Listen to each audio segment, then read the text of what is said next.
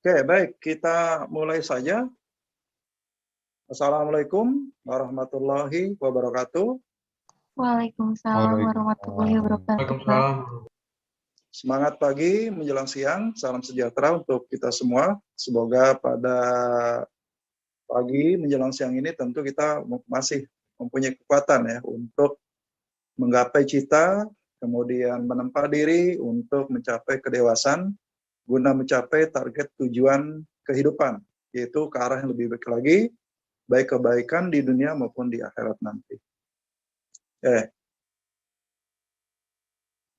Hari ini geografi masih membahas tentang masalah wilayah dan perwilayahan. Kita sudah berbicara panjang lebar tentang wilayah dan perwilayahan. Nah, untuk materi hari ini kita akan coba membahas tentang bagaimana sih pewilayahan yang berlaku di Indonesia, di negara kita. Itu dengan konsep penata ruangan wilayah, provinsi, kemudian kabupaten, kota, dan kecamatan di Indonesia. Nah, dalam hal ini tentu saya berharap pertama siapkan diri kita sebaik mungkin untuk apa? Untuk mencari yang terbaik, kemudian juga memperoleh ilmu yang terbaik sehingga kita bisa dapat menerapkannya di kehidupan yang lebih baik lagi. Oke, sebelum kita masuk ke materi, kita coba review lagi pertemuan-pertemuan sebelumnya. Saya ingin tahu, kalau kita berbicara tentang wilayah, kalau bicara tentang wilayah, taruhlah misalnya Depok, wilayah Depok. Apa yang terlintas dalam diri kita tentang wilayah Depok? Oke, Luas, silakan. Pak. Luas, oke. Kenapa kamu berkata luas? Karena Trans Studio Cibubur aja masih Depok, Pak. Karena Trans Cibubur masih Depok. Terus gambaran yang ada di benak kamu tentang Depok jadinya apa? Itu tuh kayak kota, terus luas. Saya pernah lihat peta kota Depok, jadi itu luas banget. Itu kan Depok tuh ada 11 kecamatan.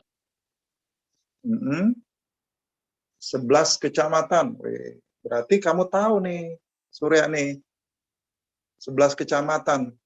Iya. Kalau berbicara kecamatan dengan wilayah Depok, mana yang termasuk wilayah formal, mana yang termasuk ke dalam wilayah fungsional dari dua kecamatan tersebut? Depok yang formal. Kalau yang Depok, formal tuh kayak ya, Surya? kecamatannya, terus kalau yang non formal tuh kayak itunya bukan sih, Pak, kawasannya gitu. Kayak kawasan Cinere, terus ada kawasan apa di Depok sana tuh ada Perumnas, kan Perumnas ada 2 Perumnas Depok, 1 ada Depok 2, terus ada yang paling jauh tuh ada namanya kawasan Grand Depok City. Nah, berarti kalau kita berbicara tentang wilayah formal dan wilayah fungsional, mana yang wilayah formal? Depoknya atau kecamatannya?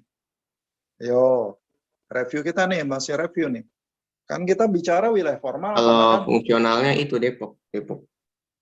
regionalnya Depok. Terus wilayah fungsionalnya, formal regionnya Depok ya? Formal regionnya Depok, kemudian fungsional regionnya apa?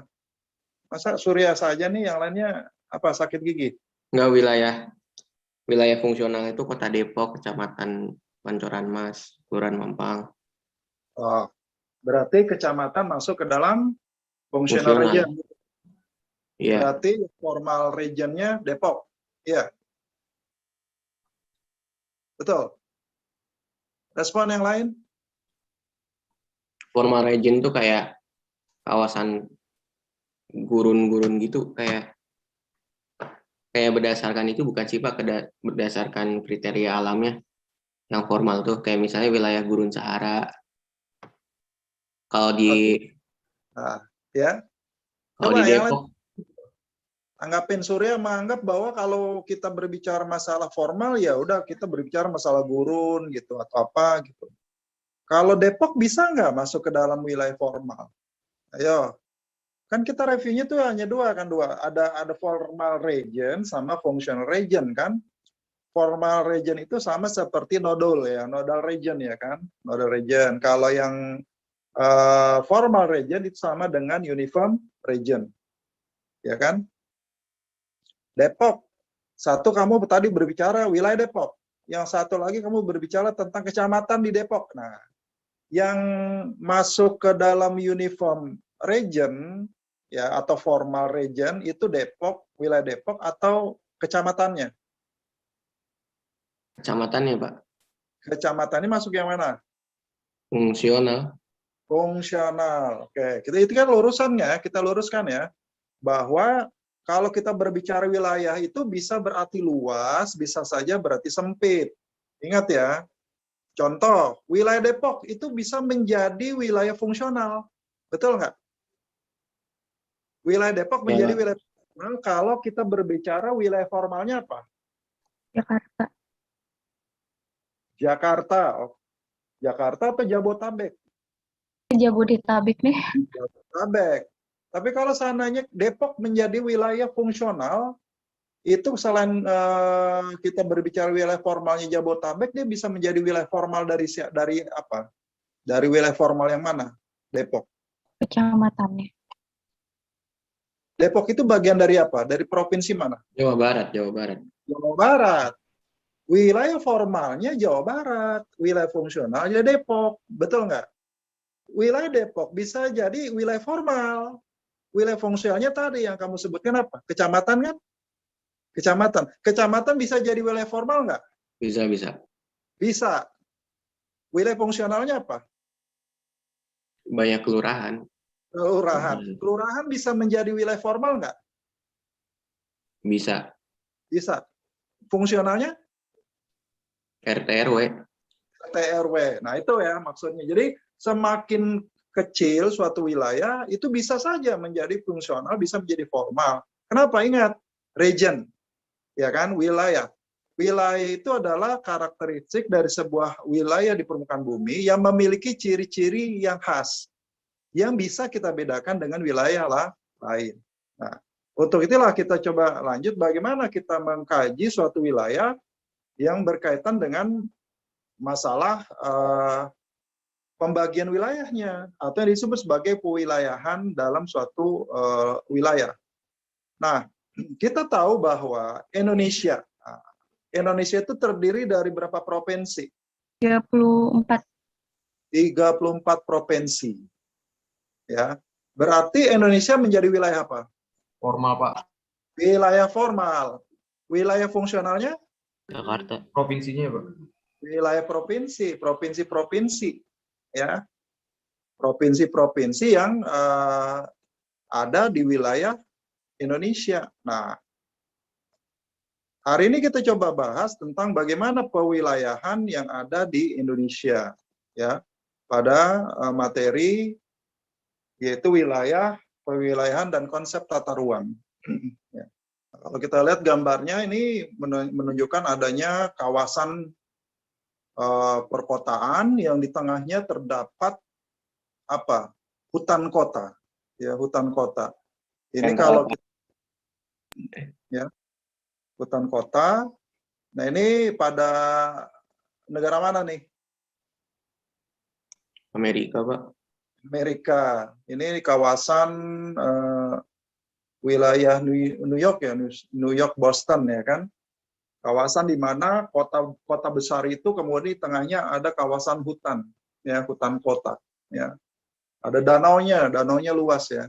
Ya, ada danaunya ya kan di tengah-tengah hutan kota itu ya kan.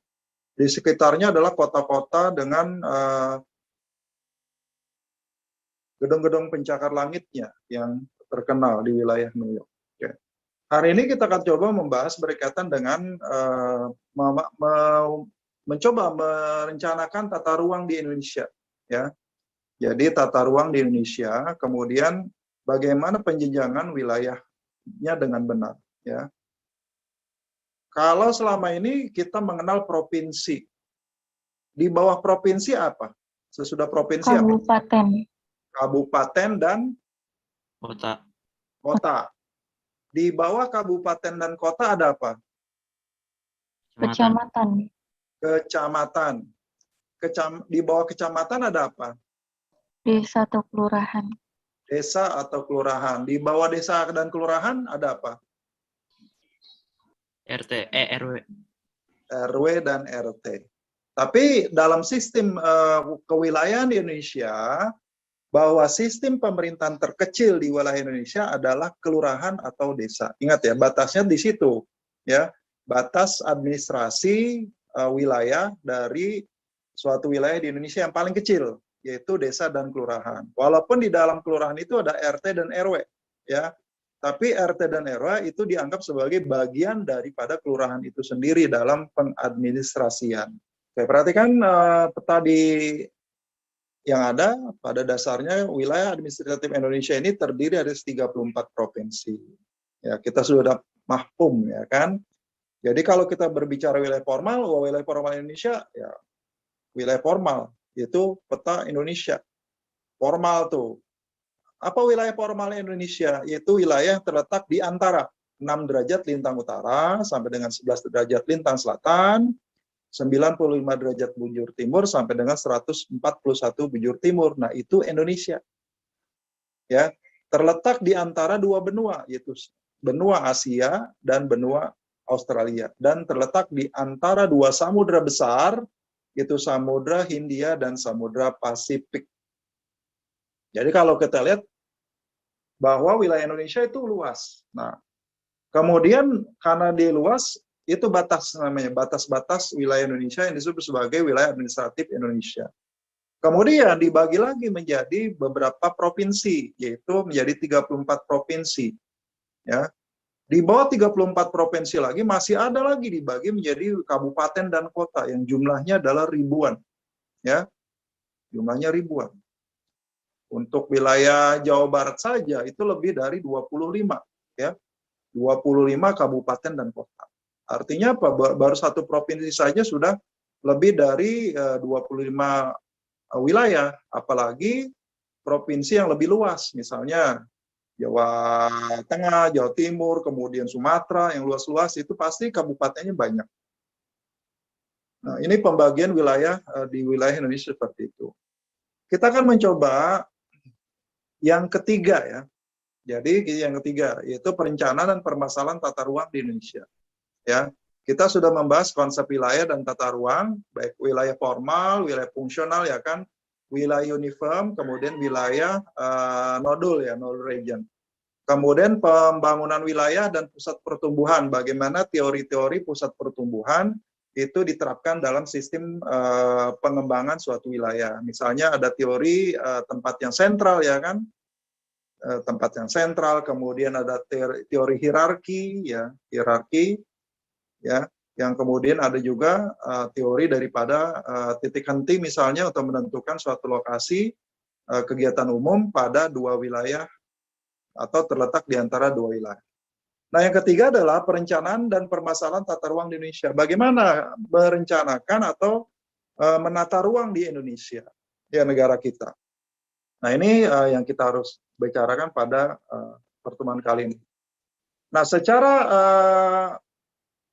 konsep kita sudah bahas nih, ada wilayah formal, ada wilayah fungsional ya kan. Wilayah formal itu artinya wilayah yang memiliki batas-batas administrasi, batas-batas baik secara fisiknya, bentuk lahan misalnya. Indonesia bentuknya kepulauan, ya kan. Iklimnya tropis, tanahnya apa? Tanah vulkanik. Kemudian vegetasi alaminya adalah hutan hujan tropis. Nah, itu formal tuh. Ya.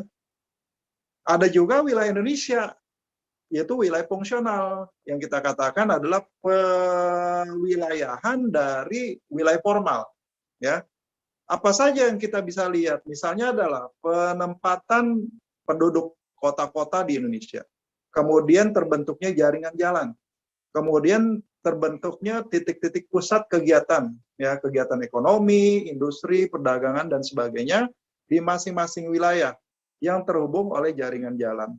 Nah, itu dikatakan bahwa setiap wilayah mempunyai fungsi atau difungsikan untuk apa. Ya, difungsikan untuk apa. Nah, ini yang kita sudah bahas sebelumnya. Ya, misalnya difungsikan sebagai kota, difungsikan sebagai desa, ya, seperti kita lihat pada gambar itu kawasan ada pemukiman ya, kemudian di sekitarnya masih ada sawah, masih ada taman kota dan sebagainya. Nah, ini konsepnya, apa sih yang dimaksud dengan tata ruang? ya, tata ruang. Kita di Indonesia ada rencana tata ruang wilayah, RT/RW, RT/RW, rencana tata ruang wilayah. Nah, apa konsep tata ruang itu sendiri? Jadi, tata ruang itu merupakan wujud struktur, pola, dan ruang. Artinya apa? Struktur ruang itu artinya apa? Mengatur ruang itu seperti apa? Terus bentuk polanya seperti apa? Ya, baik secara nasional, regional maupun lokal, baik secara nasional, kemudian provinsi maupun kota dan kabupaten. Jadi kita terjemahkan nasional itu berarti negara kita ya. Negara kita, nasionalnya, kemudian regionnya itu provinsi, kemudian lokalnya itu adalah kabupaten dan kota. Ya. Nah, dalam penataan tata ruang itu ada perencanaan tata ruangnya. Artinya apa? Didesain, desain ruang.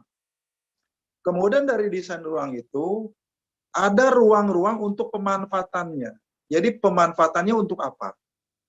Kenapa? Karena ruang-ruang yang sudah ditetapkan sebagai ruang pemanfaatan, gunanya untuk apa sih? Ada pengendalian dalam pemanfaatan ruang. Contohnya, kalau batas ruangnya sudah jelas, maka tidak boleh ekspansi gitu loh. Artinya apa? Ruangnya tidak boleh melebar. Kenapa? Batasnya sudah jelas. Ya. Makanya kenapa rencana tata ruang wilayah itu disusun punya jangka waktu. Ada jangka waktunya. Jangka waktunya adalah 25 tahun. Kalau udah 25 tahun lewat, boleh dirubah.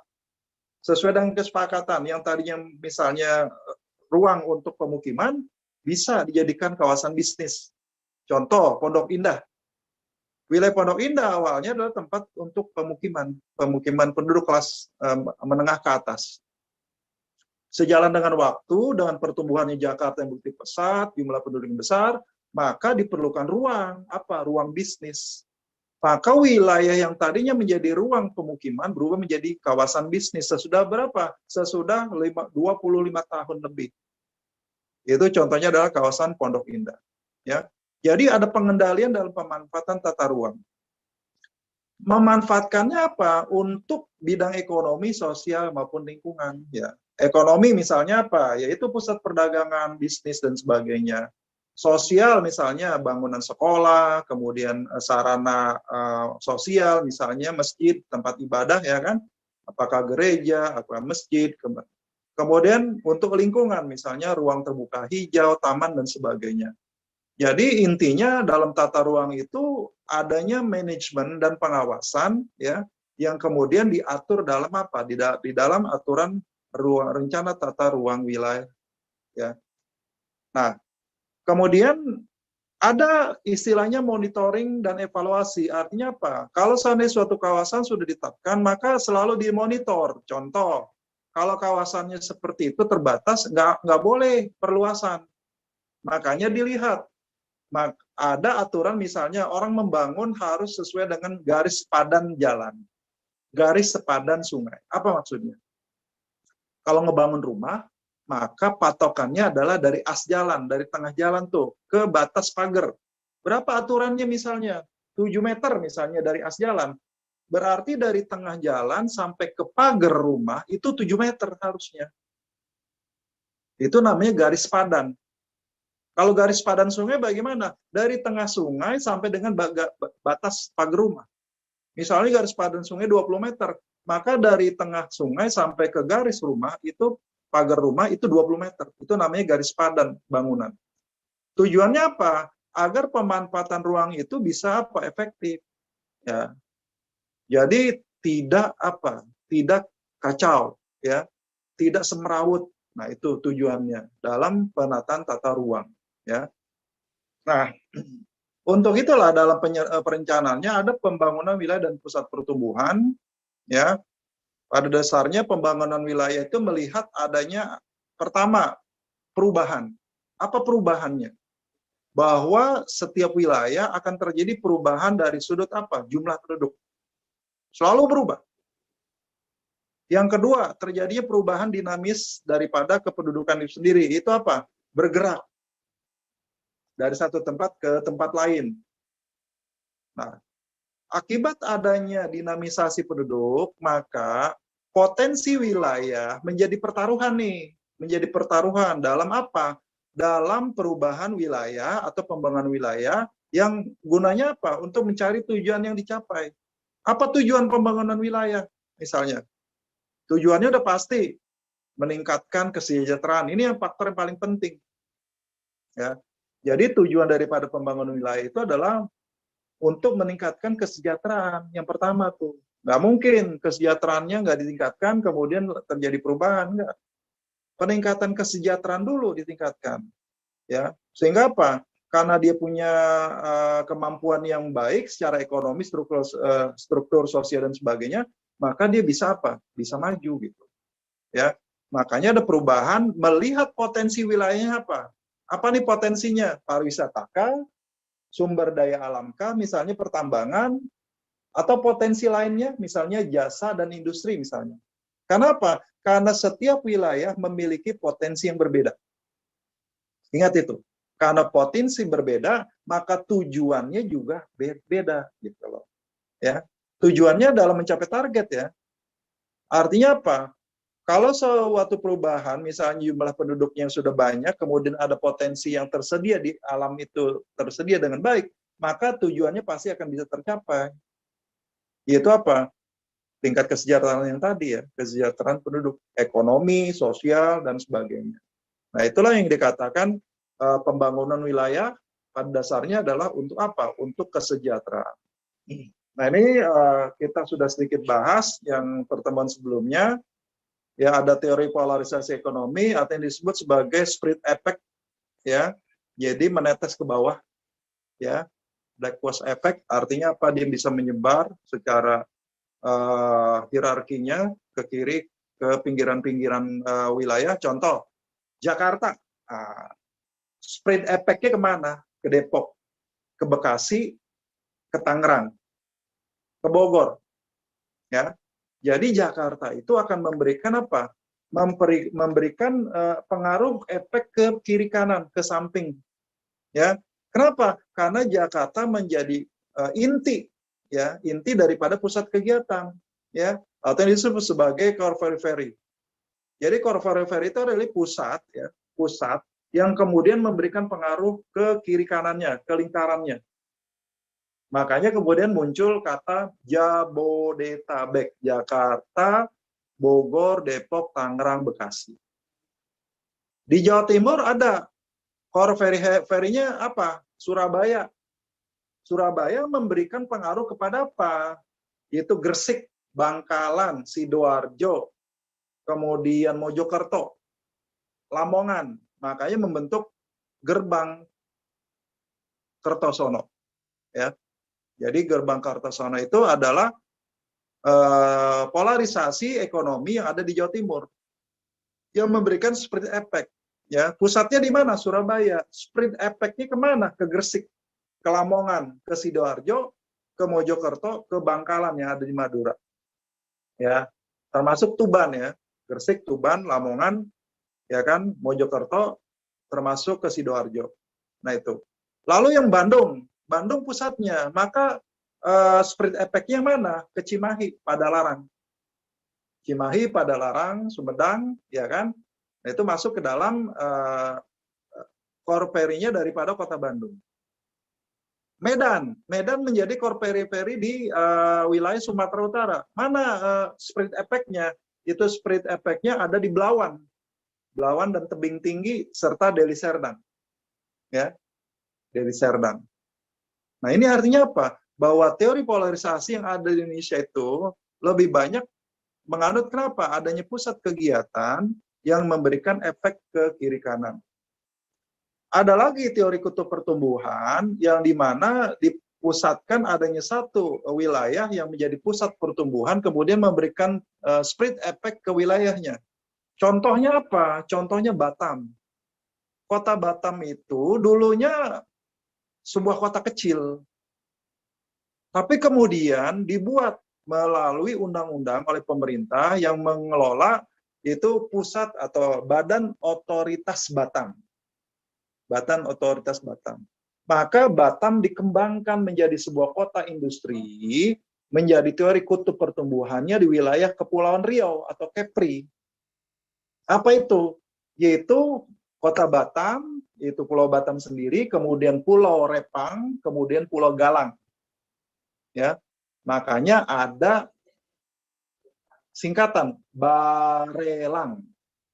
Barelang itu Batam, Repang, Galang. Ya, kalau Galang tuh terkenal dulu ya kan sebagai penampungan pengungsi Vietnam dulunya ya. Pengungsi Vietnam di Indonesia. Pulau Galang. Nah, makanya Batam menjadi teori kutub pertumbuhan. Ada nggak yang tempat teori sentral? Nah, teori tempat sentral ini kalau Kristaller ya, ini yang di Indonesia di mana? Jabodetabek, lebih kepada teori tempat sentral. Kenapa? Jabodetabek ini menjadi pusat seluruh Indonesia, melihat seluruh Indonesia ya. Jabodetabek. Kenapa dia menjadi pusat yang sentral? Karena 60% ekonomi Indonesia itu berpusat di situ. Jadi kalau misalnya anggaran APBN kita itu ada 1.500 triliun, maka ada kurang lebih 1.000 triliun itu ada di Jabodetabek. Bayangkan.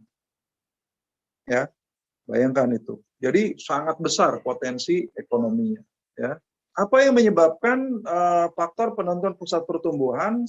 Ya, ini faktornya tentu ada 4, ada sumber daya alam, ya potensi yang ada, sumber daya manusia, kemudian bentuk topografi wilayahnya, kemudian fasilitas penunjangnya.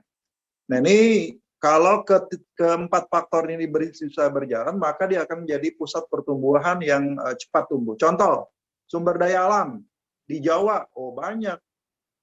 Makanya kenapa Jawa tetap berkembang. Kemudian sumber daya manusia, apalagi lebih dari 50% penduduk Indonesia atau taruh 40% penduduk Indonesia ada di Pulau Jawa.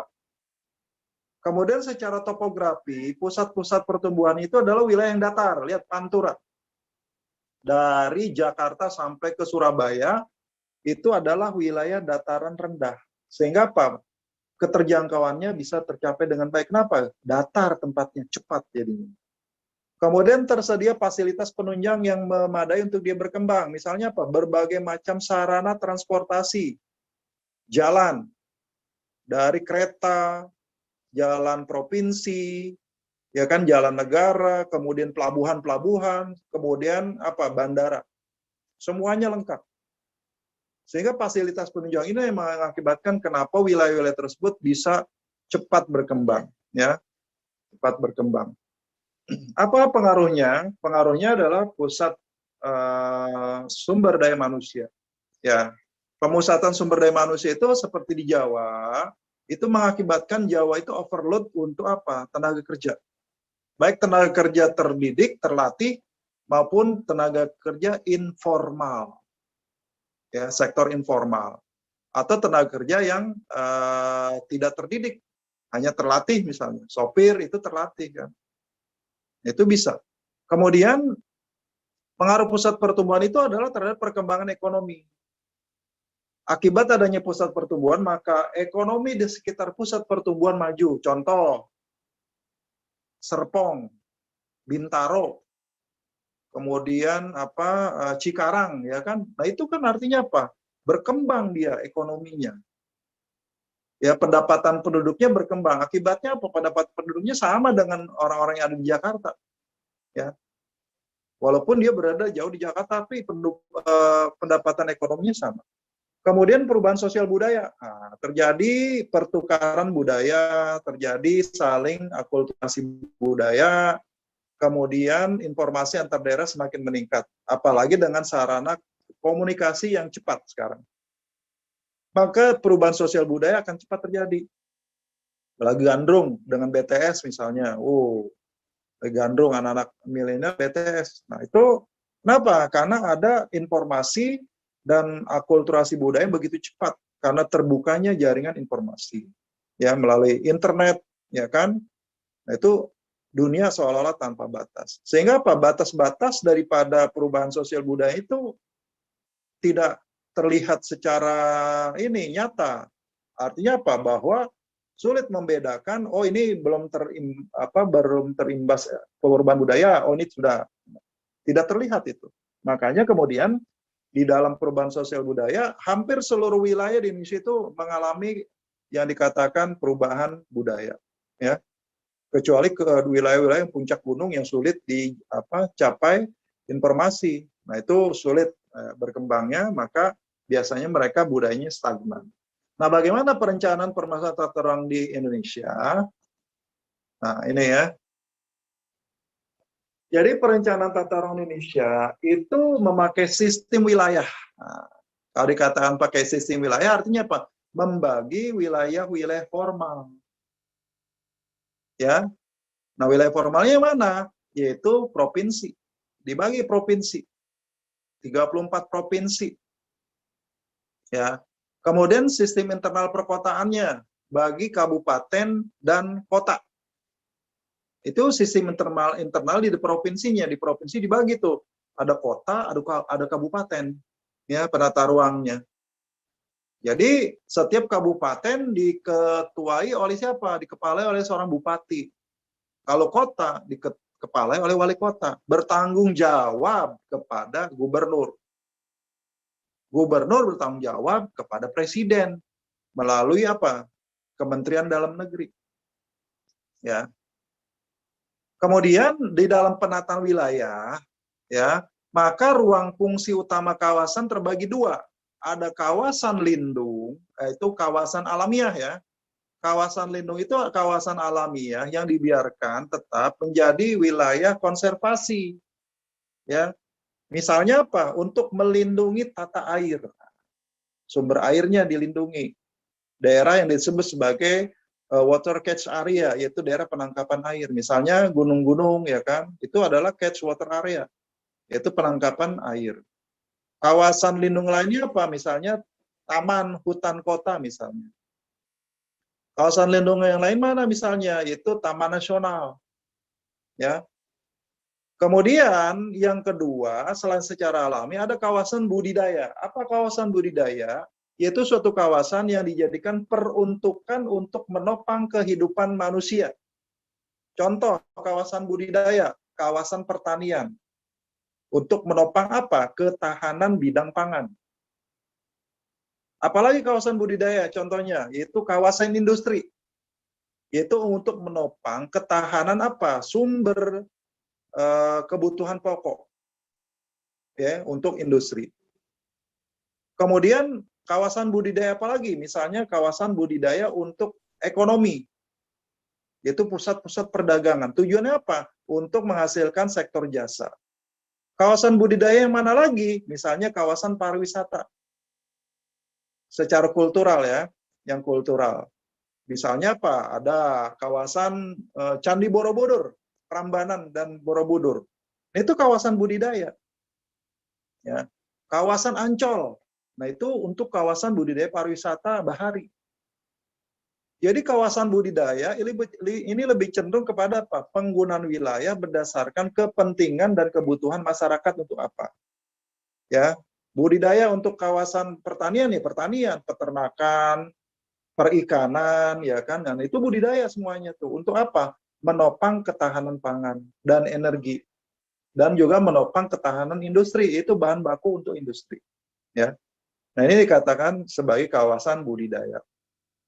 Nah, kemudian penataan secara administratif. Nah, kita tahu yang dikatakan wilayah administratif itu adalah wilayah di permukaan bumi yang ditentukan batas-batasnya secara apa? Konsensus. Ya, konsensus berarti apa? Secara politik. Ya. Apa misalnya secara politik? Misalnya Jakarta, oke, batasnya mana nih? Oh, sebelah barat dengan Tangerang, sebelah selatan dengan Depok, sebelah timur dengan Bekasi. Berarti Jakarta itu dibatasi oleh apa? Dibatasi oleh 3 wilayah administratif lain. Tangerang, Depok, Bekasi. Yang utara mana? Yang utara laut. Laut Jawa. Itu batas alam. Wilayah administratif Jakarta ya seperti itu, ya. Makanya ada penataan ruang wilayah nasional, ya. Maka DKI Jakarta daerah khusus ibu kota menjadi wilayah apa? Provinsi, ya. Nah, Dengan tata ruang tersebut, diturunkan lagi dari wilayah Indonesia ke provinsi, dari provinsi ke kabupaten kota. Nanti di bawah kabupaten kota adalah kecamatan. Ya, sampai ke desa, yaitu wilayah sistem administrasi terkecil yang diakui keberadaannya di wilayah Indonesia, yaitu undang-undang tentang apa? Tentang pemerintahan daerah. Ya, jadi kelurahan itu paling kecil, dikepalai oleh seorang lurah, atau kalau di kabupaten desa ya, desa yang dikepalai oleh seorang kepala desa. Jadi kepala desa dan kepala kelurahan itu sama tuh selevel, hanya bedanya kalau kepala desa itu dipilih oleh rakyat, kalau kepala kelurahan itu diangkat oleh siapa? Oleh wali kota. Ya. Ya. Karena dia ASN, itu apa? Pegawai negeri. Ya, ASN. Nah, untuk itulah makanya ada permasalahan dalam penerapan tata ruang di Indonesia apa? Yang pertama, pemanfaatan dan pengendalian ruang belum efektif. Artinya apa? Kalau sudah ditetapkan, itu kadang-kadang sering dilanggar. Misalnya, oh ini daerah terbuka hijau nih, berarti nggak boleh bangun apa-apa. Tahu-tahu ada bangunan mall. Tahu-tahu ada bangunan mall. Itu yang sering dilanggar. Yang harusnya terbuka hijau, loh kok ada bangunan mall? Coba lihat di Cinere, coba. Itu yang pom bensin ya. Pom bensin yang ada di Cinere, pom bensin sama parkiran masjid ya, yang kemudian jadi pusat penjualan atau toko, itu apa? Itu harusnya ruang terbuka hijau itu sebagai taman. Ya, dibangun jadi pom bensin, dibangun jadi apa? Supermarket, dibangun ke pemadam kebakaran ya, pemadam kebakaran Kota Depok di situ. Harusnya itu taman, jadi apa? Jadi bangunan. Nah itu pemanfaatan pengendalian ruang efektif belum efektif. Kenapa? Sering dilanggar. Contoh lagi misalnya, kalau seandainya ngebangun, mepet banget dengan jalan. Coba kita masuk ke Jalan Haji Rosid. Ya kan? Antara jalan dengan rumah coba. Sangat mepet. Kenapa? Karena masing-masing egonya jalan gitu. Akibatnya apa? Nggak ngerti lagi batas padan jalannya mana gitu. Nah itu. Akibat apa? Karena lembaga penyelenggaraan penata ruang belum efektif. Yaitu kalau di Depok itu BP2 ya. P itu Badan Perencanaan dan Pengelolaan Bangunan ya. Nah, itu artinya apa? Bahwa ada penyelenggaraan yang tidak efektif, pengawasannya longgar, mudah dibayar misalnya, ya kan? Kalau misalnya ini dibongkar nih, nggak jadi dibongkar misalnya. Nah itu kenapa? Karena tidak efektif. Kemudian sistem informasi penunjang pembangunan belum optimal, artinya perangkat teknologinya belum apa nih. Contoh, ini kalau geografi sangat ini ya, intens dalam ruang ya. Beda loh antara pengukuran satelit dengan pengukuran dengan cara manual di lapangan. Kalau satelit, dia menggunakan apa? Perimeternya apa? Yaitu perimeter jarak ya. Perimeternya adalah jarak lurus.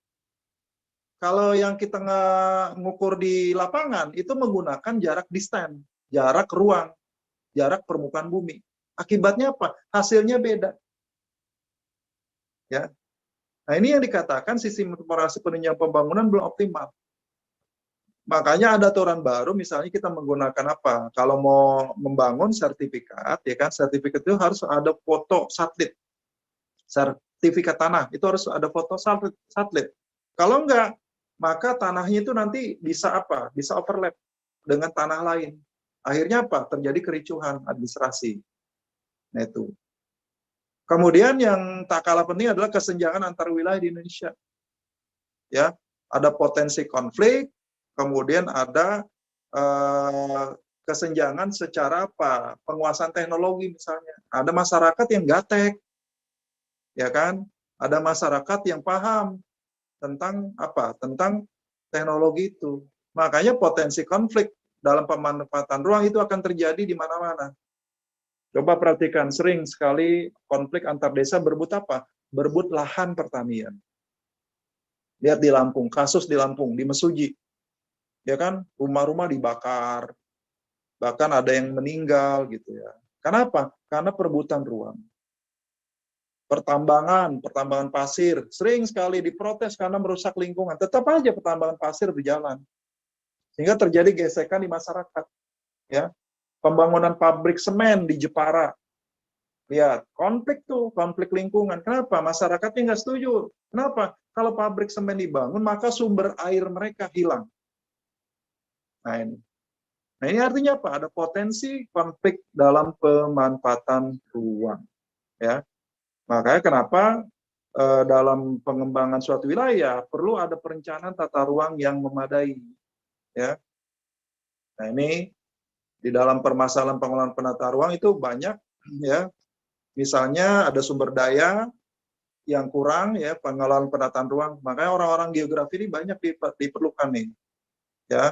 Selain orang-orang yang mempunyai kemampuan dalam membaca analisis ruang, orang-orang planologi, ya kan, ahli-ahli tata ruang juga diperlukan, ya. Kemudian rendahnya hasil rencana tata ruang baik disebabkan sulitnya memperoleh data dan peta dasar, ya. Lembaga Indonesia yang mengeluarkan peta dasar itu adalah BIG. BIG itu singkatannya Badan Informasi Geospasial. Ya. Dulu namanya LAPAN, Lembaga Pemetaan Nasional. Ya, jadi Lembaga Pemetaan Nasional. Nah itu belum adanya peta dasar yang menyeluruh, ya, untuk seluruh Indonesia. Kenapa? Luas. Ya. Kemudian penataan perundang-undangan, ya, tata ruang sebagai payung kebijaksanaan pemanfaatan ruang bagi semua sektor belum terbentuk secara optimal, ya. Artinya apa? Masih ada tumpang tindih tuh. Ini antara sektor industri sama sektor perdagangan sama sektor pemukiman, ya. Itu saling tumpang tindih. Ini buat perumahan, enggak, ini untuk industri. Oh, ini untuk pusat bisnis. Akhirnya apa? Tumpang tindih dalam pemanfaatan ruang. Akibatnya apa? Terjadi gejolak. Kemudian belum ada sinkronisasi di antara sektor, kemudian ego sektoral itu tadi. Oh ini wilayah saya nih, ini bagian saya. Oh enggak, ini bagian saya.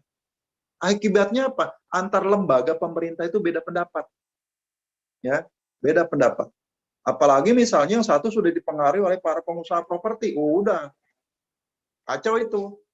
Ya, masing-masing udah egonya masing-masing. Akibatnya apa? Sering di dalam keruangan itu muncul permasalahan, ya. Kemudian dukungan terhadap pengembangan wilayah belum optimal. Artinya apa? Masih tadi ego sektoral, kemudian ada raja-raja kecil di daerah, misalnya bupati, wali kota itu raja-raja kecil di daerah itu. Tergantung siapa yang mau bayar berapa gitu untuk penataan ruang. Itu terjadi, ya. Nah ini terjadi penyimpangan pemetaan ruang dalam ketentuan dan norma yang seharusnya ditegakkan. Contoh tadi, hutan lindung nih, dirubah jadi apa? Wilayah kawasan terbuka, itu kawasan pertanian. Padahal dia harus hutan lindung. Jangan salahkan harimau tuh keluyuran di ladang sawit. Jangan salahkan gajah itu menerjang apa? Pertanian masyarakat. Kenapa? Karena tempat tinggal gajah itu sudah diobrak-abrik. Ya gajahnya marah. Harimaunya marah, turun dia ke kampung cari mangsa. Lihat kasus di Riau, seorang petani sawit tewas diterkam harimau. Ya, kenapa? Karena ruang habitat daripada harimau itu sudah tidak lagi. Kenapa? Karena pemanfaatan ruangnya itu sudah disalahgunakan. Ya. Kemudian lemahnya pemenuhan hak dan kewajiban serta peran serta masyarakat dalam penataan ruang. Masyarakat terpinggirkan. Misalnya hak ulayat, ya, hak rakyat adat itu kadang-kadang disingkirkan. Padahal hak ulayat adat itu pada dasarnya menjaga lingkungan. Tapi sering diubah. Oh enggak, ini harus diubah jadi kawasan ini. Oh ini dirubah jadi pabrik. Dirubah jadi pabrik semen dan sebagainya. Ya, nah itu. Kemudian lemahnya teknologi informasi dalam pengambil keputusan. Ya ini penginderaan jauhnya, ya, orang-orang geografi, orang-orang planologi ini berperan tuh di situ, yang memberikan masukan kepada pemerintah. Ya. Kemudian kompatibilitas, ya, standar peta. Nah ini masih belum sama, belum seragam. Ya. Ada yang masih agak manual, yang satu modern, yang satu menggunakan peta konvensional, yang satu sudah peta digital. Akibatnya apa? Nggak sama. Padahal sekarang orang sudah berbicara dengan peta digital, pakai Google Earth yang gampang, ya kan? Nggak lagi misalnya orang mau bikin peta langsung ke lapangan, nggak usah. Lihat aja pakai satelit, ketahuan batasnya berapa luasnya, ya. Kemudian program teknis ya dari peraturan tentang penataan ruang. Nah ini domainnya pemerintah nih, yaitu di Kementerian Dalam Negeri yang menyangkut wilayah. Nah ini adalah permasalahan pengelolaan tata ruang di Indonesia. Oke, baik, sampai sini ada pertanyaan? Kalau apa tadi yang ruang yang disalahgunakan itu masuk ke dalam apa tadi, Pak? Yang Ya. ruang kayak misalnya ruangnya itu buat resapan air gitu. Ya. Terus yang harus jadi resapan air dibangun jadi kawasan real estate. Let's say kalau mohon maaf Kemang kan aslinya katanya kawasan resapan air, cuman airnya banyak dibangun. Iya, betul. Sebenarnya kawasan-kawasan ini bukan melulu pada satu kawasan. Di Depok juga banyak. Kawasan Depok banyak tuh yang dirubah. Rawa-rawa ya, rawa-rawa yang di Depok tuh banyak diuruk. Padahal rawa-rawa itu fungsinya apa? Menampung air kan? Itu banyak yang diuruk. Kemudian yang namanya danau-danau kecil itu diperkecil, diuruk sebagian untuk pemukiman. Artinya apa? Terjadi penyimpangan pemanfaatan tata ruang. Nah ini artinya apa? Kalau terjadi penyimpangan itu artinya apa? Bahwa di dalam pembangunan tidak lagi memperhatikan aspek keselarasan lingkungan. Kenapa? Karena masing ego sektoralnya jalan. Yang lingkungan, jangan dibangun. Tapi orang P2B, enggak jangan, harus dibangun. Kita perlu perumahan dan sebagainya. Akibatnya apa? Terjadi tumpang tindih. Yang imbasnya apa? Imbasnya yang terjadi sekarang, kalau musim hujan banjir, baru tuh saling menyalahkan. Itu gara-gara dibangun komplek itu tuh air nggak jalan, ya kan? Akhirnya apa? Antar komplek bongkar-bongkar tembok, ya nggak? Komplek ini karena dia mau bangun tembok menghalangi aliran sungai ataupun menghalangi aliran saluran air, dibongkar. Kenapa? Membuat yang lain jadi banjir. Itu artinya apa? Tumpang tindih permasalahan dalam ruang itu terjadi, ya, di dalam pemanfaatan tata ruang. Nah itu. Nah makanya kenapa kalau sebuah kota yang bagus yang bagaimana sih kalau sebuah kota mau ini bangun dari nol. Nah, kalau dari nol udah pasti benar. Nah, sekarang yang terjadi apa? Yang sekarang kita sedang membangun dari nol. Apa? Itu kawasan ibu kota baru yang ada di Kalimantan. Itu ibu kota Indonesia yang baru. Yang di Pasir Penajam. Itu dari nol. Ya. Kalau Jakarta itu memang tumbuh dia secara alami dan konvensional. Ya, akibatnya apa? Bisa semrawut, ada yang rapi, ada yang semrawut. Kalau yang semrawut artinya apa? Itu kawasan alami numbuhnya. Tapi kalau yang rapi memang direncanakan, dibongkar, dibangun lagi. Ya. Kalau yang alami, yang timbul kemudian rumah kumuh, ya udah bangun aja secara konvensional. Nggak ada rencana. Hanya bikin, lebih bagus, lebih indah gitu kan. Aspek lingkungannya mungkin nomor sekian. Akibatnya apa? Bangunannya bagus tapi banjir gitu. Kayak di Kemang. Kemang dulu nggak pernah banjir. Saya penduduk Kemang kok, penduduk asli. Baru merasakan banjir itu di Kemang itu tahun 2002. Ya, 2002. Sampai sekarang nih, setiap tahun banjir.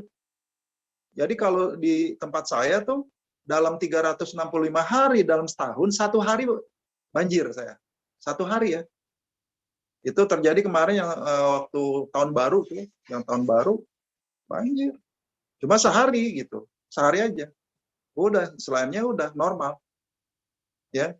Kenapa? Karena mungkin curah hujannya tinggi, kapasitas sungai Krukutnya terbatas, akibatnya apa? Maka Kemang yang seperti itu. Ya. Pak, kenapa bangunan-bangunan yang ada di daerah-daerah rawa gitu, kenapa diberi perizinan, Pak? Kalau memang nggak bagus untuk kedepannya. Oke. Nah ini pertanyaan memang agak dilematis.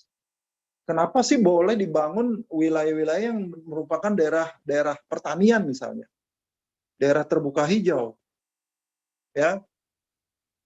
Nah ini lemahnya aturan. Lemahnya aturan di Indonesia apa? Gampang dirubah pada saat itu, ya.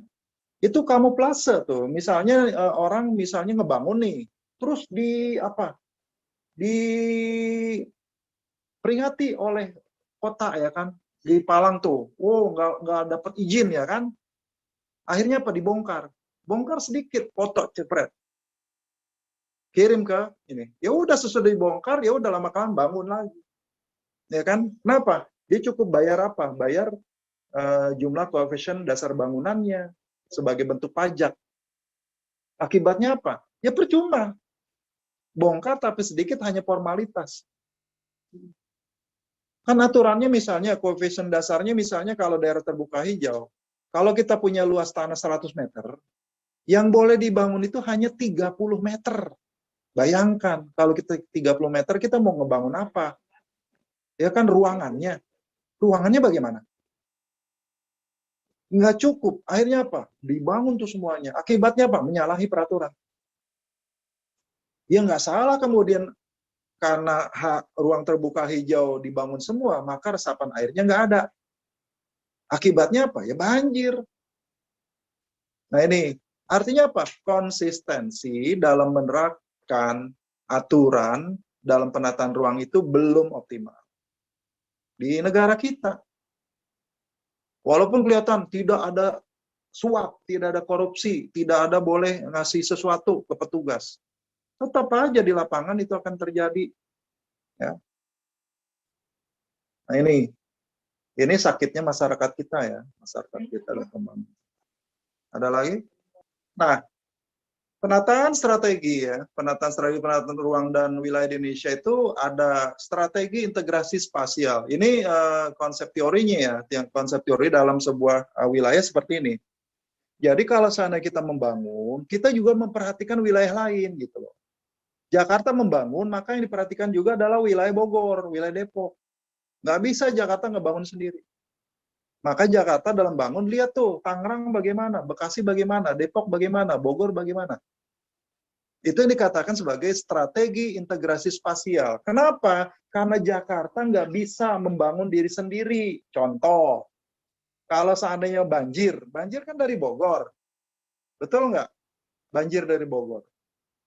Karena curah hujannya tinggi, Bogor, kemudian airnya masuk ke Ciliwung, sampai ke Jakarta banjir. Maka Jakarta bekerja sama dengan Bogor. Maka itu dikatakan strategi integrasi spasial. Dalam konsep pendekatan geografi, ini dikatakan sebagai pendekatan kompleks wilayah. Ya, kompleks wilayah. Kemudian ada strategi desentralisasi teritorial. Artinya apa? Mengurangi peran. Nah, mengurangi peran-peran dari suatu wilayah yang sudah berat bebannya. Contoh, Jakarta. Ini berat sudah bebannya. Makanya apa? Bagi ini, peran sentral Jakarta dibagi ke daerah-daerah. Bagi ke Surabaya, bagi ke Bandung, bagi ke Medan, bagi ke Kalimantan. Uangnya juga begitu. Makanya beban daripada Jakarta berkurang. Dengan apa? Desentralisasi, mengurangi peran suatu wilayah yang lebih besar. Ya. Strategi desentralisasi teritorial. Jakarta perannya dikurangi. Makanya bangun tuh ibu kota baru di Kalimantan. Tujuannya apa? Beban Jakarta sebagai ibu kota negara berkurang. Nanti konsentrasi Jakarta hanya apa? Kota perdagangan dan jasa serta industri itu. Nggak mikirin masalah pemerintah pusat. Berarti biar kayak ini ya Pak, Washington sama New York gitu Pak. Ah, betul. Washington itu kan ibu kota negara kan, Washington DC, distrik Columbia, ya kan. New York sebagai kota industri dan perdagangan tuh, New York, Boston ya kan, New York, Boston itu menjadi wilayah apa? Wilayah kawasan pusat perdagangan industri di Amerika. Lalu ibu kotanya mana? Ke Washington DC. Jumlah penduduk Washington DC dengan New York banyakan yang mana? New York. Banyakan New York. Ya. Kenapa? Karena perannya Washington DC sebagai ibu kota negara, bukan kota jasa, bukan perdagangan. Ya. Artinya apa? Pusat diplomasi. Makanya orangnya nggak banyak. Sama seperti di Pakistan. Pakistan tuh Islamabad ibu kotanya. Jumlah penduduknya nggak sampai 1 juta. Tapi kota terbesarnya di mana? Di Karachi. Karachi penduduknya sama seperti Jakarta, lebih dari 10 juta jiwa. Perannya apa? Peran Islamabad sebagai ibu kota Pakistan, Karachi sebagai pusat perdagangan jasa terbesar di Pakistan. Sama seperti New York, Boston, itu sebagai pusat perdagangan jasa untuk seluruh Amerika. Ya, terbesar. Ibu kotanya di Washington DC. Terus sama dengan Jakarta nanti akan dirubah seperti itu. Jakarta dikurangi, ibu kotanya dipindahin. Ibu kota negaranya pindah ke Kalimantan Timur. Ya, Kalimantan Timur yaitu di wilayah Pasir Penajam. Ya, Kabupaten Pasir Penajam. Yang sekarang sedang dibangun dari nol tuh. Ya, itu desentralisasi. Kemudian strategi pengembangan kota kecil dan menengah. Kota kecil dan menengah ditingkatkan peranannya seperti Depok dulu kota administratif. Sekarang sudah menjadi kota metro.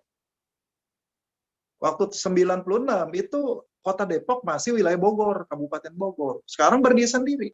Kenapa? Karena perannya ditingkatkan. Sehingga apa? Lepas tuh dari kota Bogor, lepas dari Cibinong. Kemudian ada strategi rule urban linkage. Artinya apa? Bahwa ada garis-garis lingkar antara pusat kota dengan wilayah sekitarnya. Ya, apa? Contohnya wilayah pinggiran kota sebagai suplai apa? Suplai makanan ke kota. Contoh Jakarta. Maka wilayah lingkarnya mana? Bogor. Sebagai pusat apa? Pusat pertaniannya Bogor, Ciawi, ya kan? Masuk tuh. Ya. Kemudian ada strategi agropolitan, yaitu apa? Mengembangkan pusat-pusat agrobisnis menjadi sebuah kawasan yang nanti tidak ditinggalin orang, tapi orang tetap tinggal di situ, punya kehidupan sebagai apa? Petani kota. Makanya disebut sebagai strategi agropolitan. Contohnya Cianjur. Kota Cianjur itu masuk ke dalam strategi agropolitan. Kenapa? Karena Cianjur adalah pusat pangan bagi wilayah yang ada di Jawa Barat, bahkan ke Jakarta. Ada sayuran, ada beras yang terkenal beras Cianjur ya kan? Nah itu. Artinya apa? Cianjur menjadi kawasan agropolitan yang dikembangkan untuk apa? Kawasan kota yang berbasis pertanian, bukan industri. Kalau ada industri, tapi untuk menopang pertanian. Ya, contohnya apa? Misalnya pabrik penetasan ayam ya kan? Kemudian pabrik apa? pakan untuk ternak ya kan. Nah, itu boleh berdiri di situ. Karena apa? Menunjang tuh untuk kegiatan pertanian di wilayah itu. Ya.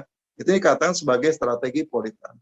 Kemudian ada strategi kutub pertumbuhan atau growth pulse yang kemudian memberikan efek. Nah, itu artinya apa? Pusat-pusat pertumbuhan itu dibangun di seluruh Indonesia. Dari Medan, Jakarta, Surabaya, kemudian Makassar menjadi pusat pembangunan utama, WPU, wilayah pembangunan utama di Indonesia. Nanti kita akan bahas dalam pertemuan selanjutnya.